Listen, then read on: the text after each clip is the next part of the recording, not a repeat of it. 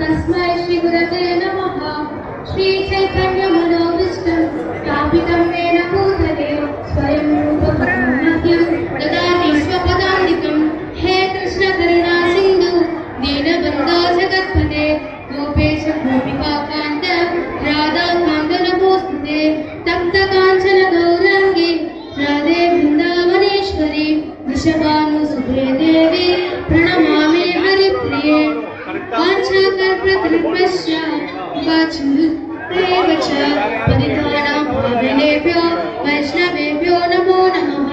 जय श्री कृष्ण चैतन्य प्रभु नित्यानंद श्री अद्वैत गदाधर श्रीवासादि गौर भक्तवृंद। हरे कृष्णा कृष्ण कृष्णा हरे हरे हरे राम राम राम हरे हरे। ஹரே கிருஷ்ணா. அனைவருக்கும் வணக்கம். இந்த கிருஷ்ண ஜென்மாஷ்டமி நன்னாளில் உங்கள் அனைவரையும் இஸ்கான் வேலூர் சார்பாக அன்புடன் வரவேற்கிறேன். என் பெயர் துளசி. இந்த கிருஷ்ண ஜென்மாஷ்டமி நன்னாளில் பகவானின் சிறந்த பக்தரான ஒருவரை பற்றி நான் பேச வந்துள்ளேன். அவர் யார் என்று உங்களுக்கு தெரியுமா?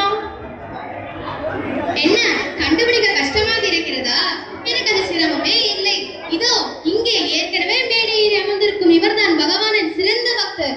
ஜெய் ஸ்ரீ பிரபுபா. சரி, இவர் யார்? இவருக்கும் கிருஷ்ணருக்கும் என்ன சம்பந்தம்? இதை பற்றி தான் நான் இங்கு பேச வந்துள்ளேன். பிரபுபாத் என்று இஸ்கான் பக்தர்களால் அழைக்கப்படும் ஏசி பக்தி வேதாந்த சுவாமி பிரபுபாத் அவர்கள் 1896ஆம் ஆண்டு செப்டம்பர் 1ஆம் தேதி கொல்கத்தாவில் பிறந்தார். அவருடைய பெற்றோர்கள் அவரை கிருஷ்ண பக்தியில் வளர்த்தார்கள்.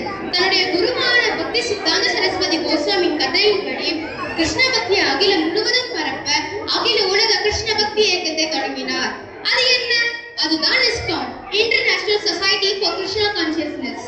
தன்னுடைய 69ஆம் வயதில் வெளிநாடு பயணம் மேற்கொண்டு அமெரிக்காவில் நியூயார்க் நகரத்தை அடைந்து கிருஷ்ண பக்தியை பரப்பினார். அமெரிக்காவை ஆள வைத்தார்.